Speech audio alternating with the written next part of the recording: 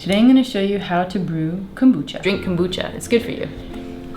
Alright, we need tea. Kombucha is a fermented tea. Green tea, oolong tea, white tea, anything without oil. So no Earl Grey, no strawberry cheesecake, blueberry pie tea. Make a strong tea concentrate. I do about 9 grams per liter.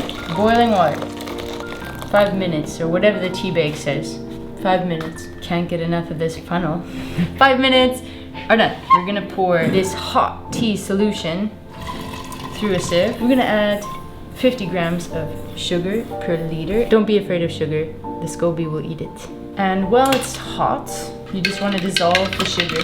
Now we're gonna add cold water. So we cool down this very hot solution. We've got to leave some room for the SCOBY and some of the old liquid from last time.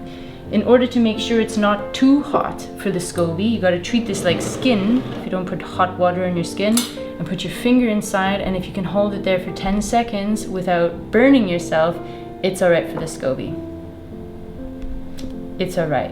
I'm gonna pull out one of these SCOBYs from the SCOBY hotel and put it into the new environment. It's like going fishing. Oh, beautiful. It's a double SCOBY. Oh. That's not all. We need to make sure that we have about 10% old liquid to 90% new liquid. And this gives the SCOBY a friendly environment that she's familiar with. And now, a cloth on top and an elastic band. And now we wait 5 to 7 days before it's ready.